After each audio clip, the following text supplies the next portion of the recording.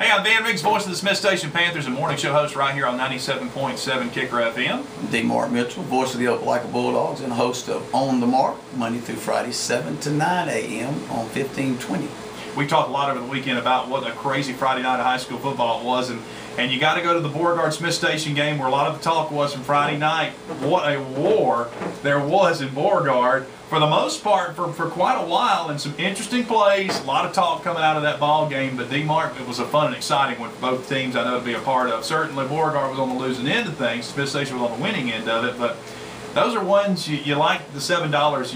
You get your money's worth. And you probably enjoyed announcing it. Yeah, it was fun. I love broadcasting close, exciting games, and it was. And both coaches are good friends of mine. I've talked to both of them since the game. But wow, two teams about 10 miles apart. They're in the county, rival teams. A little controversy before half. Obviously, both coaches have different, stories, but the touchdown did stand. Beauregard went on and beat and lost to a 6A. Not that bad of a way to lose to 6A, and they're very talented, and they'll get their season back going.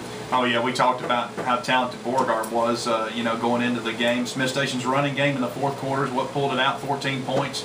To 14 points to nothing in the fourth quarter, and that's what really pulled it through. I think Coach Rose says 122 yards to 0 in the fourth quarter. That's a 6A type team with the depth taking over a 4A. Nothing against Beauregard. They've got a ranked team in 4A and a very talented team, and they'll go a long way in the playoffs, and they'll get back to business this week. Opelika had a good win at homecoming last week. 135-0. They shut out Valley. They needed that win. Yeah. So very impressed with Beauregard's defense up front on the line, able to contain the run of Smith Station in the first half. Really was very impressed, and then they have a very powerful offense. Trey Collins, a very good player for Beauregard too. All 3 touchdowns on the night for the Hornets. Pardon me for going to Opelika, but yes, David Winslet, 3-year starter, very good quarterback. Oh, and Trey Collins, Coach Rose says, my goodness, Mark, he's a playmaker. He's probably the next level player. But Opelika did have a good, as you mentioned, against Valley. Yeah, so get them back on the road. Auburn finally, as people said, they haven't played anybody. Well, they did Friday night. They did. And they put up 42 points. That's number 7 team in the state. Preseason rankings doesn't mean anything. And when you make a schedule out, man, and you play region teams, you don't know what their record's going to be when you play them. You just got to line up and win the ball game. And Auburn's done that. They're undefeated and certainly big enough and good enough to bring in ESPN to town this week. That's right. Friday night at the Duck against another top 10 team, Carver. And I think Auburn will get the win against Carver, and but it's going to be one that's going to come down. It's going to be a game, certainly in the fourth quarter. It's something Auburn probably hadn't been in a while. No doubt. Anytime you've got the arm that Johnson has for Carver, he's never out of any game. I mean, he's an Auburn commitment. My goodness, he's probably the best quarterback I've seen in high school on the radio in my 33 years of broadcast. And then you talk about 5 players that's already committed D1 in that game. Auburn's got their quarterback, very talented, the number 1 linebacker in the nation for Auburn. So good to see the fan club behind us. Yeah, they love us. ESPN's in town for a high school game. Is that the first time ever? I would think so. It is. In our town, I would think so. Yeah. It is. And I mean, that's going to be exciting. ESPNU, high definition. The broadcasters will be at Duck Sanford. I mean, you talk about an exciting week. Set the DVR if you're going to another game. Yeah, you want to see what that's going to look like on TV for sure. Absolutely. You can't make it out. I'm glad we play a Thursday game this week. Right, you get a chance to go. Get a chance to watch it if I can't go. So that Lanier, we'll talk about that. Yeah, Opelika's got Lanier back in region play, going back to Montgomery where we were 2 weeks ago on a Saturday. This time on a Thursday. So Lanier's one of those teams, like you know, they got a lot of speed. That's right. One play, they're going to pay dirt. I think Opelika is getting a little bit better as they go along. And I look for Opelika to win this game and kind of grind it out in the second half and take over. I do too. Sidney Lanier does have a lot of speed, but the depth's just not there for him for a 6A program. It's really sad. The band, they only have about 14 people in the band for a 6A school, and they're really on the sidelines.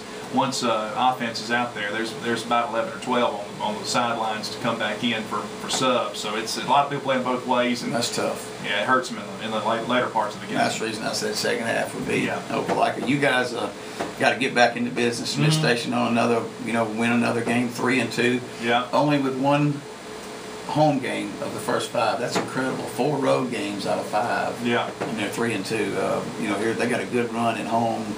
And it starts this week, against Robert E. Lee, a team that I think Smith Station will handle. Yeah, I do too. Robert E. Lee is one of those Montgomery teams that's still trying to find their way and trying to get back on the winning track. And it's just been tough sledding now against these East Alabama teams. Yeah, the class of Montgomery's Carver, Yeah. no doubt. And it's a big gap between the three schools and Carver and Montgomery, that's for sure. Central Phoenix City will play another Montgomery team, Jeff Davis, and they'll probably get a win Friday night, I imagine, unless something crazy happens. Absolutely. They're going to the bowl Yeah. the next night on Friday. They'll beat Jeff Davis. Central's good.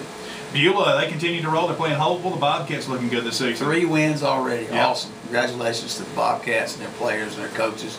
3-2. That's an outstanding first half of football. If you'd have told a Beulah fan, look, we're going to be 3-2 after 5, every one of them would have said, we'll take it. That's right. And hey, if they finish 3-2 at the second half, Yeah. 6-4 is a great year for Beauregard, and Beulah, and may even have a chance to go to the playoffs. You never know. Very tough region they're in, though. They play Edlin this week at Edlin. Speaking of Beauregard, they play Hopeful. They'll get back on the winning track, I think, Friday night. Yeah, they will. I don't think there's any doubt they will. I think it's Headland they play. Is it Headland? Yeah, it is Headland.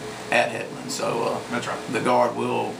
You got Beulah playing Hopeful. That's right. So we get 2 H's. 2 H's. Yeah. Yeah. But I think Beauregard very class. I think Beauregard will win out and they'll play at the end. The Tallahassee game and those games Yeah. will decide who wins. St. that James region. on the schedule down the road, though. That'll be a That's tough one another for them, game. too. That's the team that has Quite a coaching quite staff. a coaching staff. Yeah. They got Coach McCracken Consulting, Larry Ware's on the staff, and of course Jimmy Perry, former coach at Robbie Lee and at down at McGill Tulane and Right. St. Paul's. Jeez, So they got that in a couple of weeks to watch out absolutely. for. Look out. And Lee Scott, they'll take on EMCA. And Lee Scott, a big winner last week at Kingwood, and they Yeah. continue to roll too. They're hot, I red think hot. they're going to roll the dice out. They're going It to looks finish like at 9-1, go in the playoffs. I think they got a chance to play for the title. That's right. I really do. Well, they I got hope to play Hooper on Thursday night. I messed I with know, Coach that's- Maddox. I that's said, your my old- alma mater. I said, now, I don't know if they can pull that one off or not. I'm going down there to watch that Good, one. I good. was messing with Coach Maddox. I said, I need to take my, he gave me a Lee Scott shirt and wear down there and just Yeah. really Is mess it at with Hooper? him. It is. Okay. So that'd be a fun one. You're going home